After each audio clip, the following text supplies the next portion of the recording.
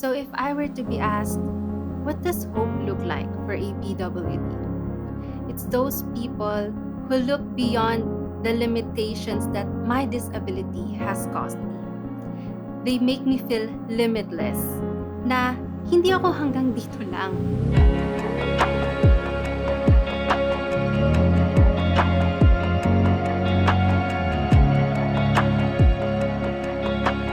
Day 10. Our gospel today is taken from Matthew. But I tell you, love your enemies and pray for those who persecute you, that you may be children of your Father in heaven. I know many people who are afraid of losing their eyesight. It seems impossible for them to do the things that they want or need without sight.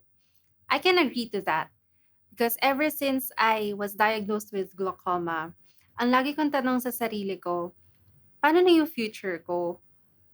May tatanggap pa rin kaya sa akin kapag gusto ko pa rin magtrabaho? Meron pa rin kayang tatanggap at magmamahal sa akin kung gusto kong magpamilya? Capable pa rin kaya akong maging nanay? Kaya ko pa rin kayang gawin yung mga gusto kong gawin? But I praise and thank the Lord for gracing me with the right set of people to be with and organizations to be in ever since I was diagnosed with glaucoma. For almost 8 years now, I learned to live life with limits. But there's this seed of hope in my heart, believing that there is something more in me, that I am more than my disability. Those people who are very compassionate of me, patiently guiding me whenever they are with me, served as my eyes. And I am grateful for them.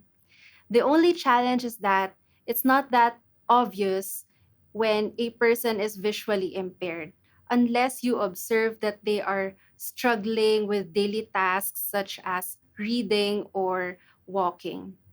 In my case, maraming nagsasabi na hindi naman halata kasi mukhang kaya ko naman daw. Oftentimes, people would be surprised when they learned for the first time that I am visually impaired. But in my mind, ang sinasabi ko na lang, kailangan ko kasing kayanin eh. Kasi ang mindset ko, I have to learn to be independent and know how to do things on my own. Kasi hindi sa lahat ng oras may kasama ako. And life must go on. Maraming beses na akong nadapa, natapilok, nasugatan, nabangga, at muntik na rin masagasaan. Pero marami namang tumulong at marami na ring humusga.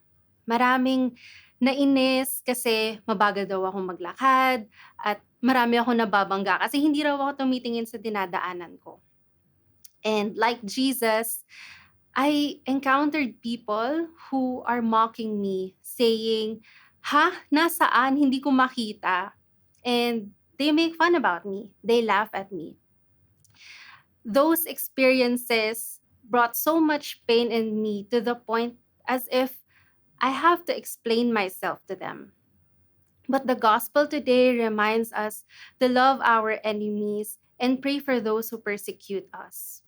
Ang ginagawa ko na lang, syempre magsusorry ako sa mga taong naabala ko. Makikitawa na lang ako sa mga taong natutuwa sa akin kasi kung doon naman sila masaya.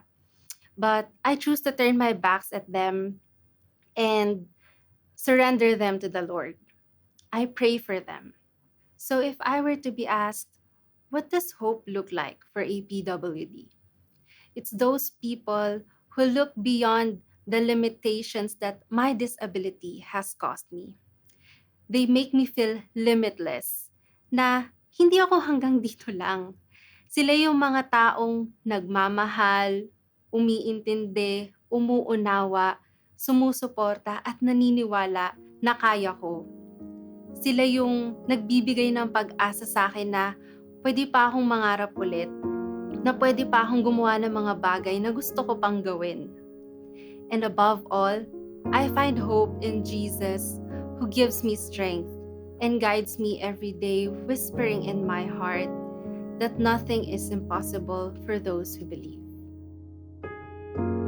Lord Jesus, may I count the blessings I have received rather than compare what I lack with what others have.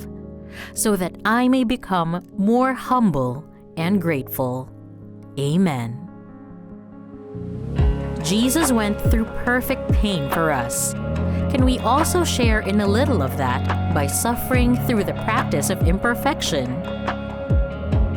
If you want to make a difference, volunteer or donate to the Feast Mercy Ministries. Visit feastmercyministries.com.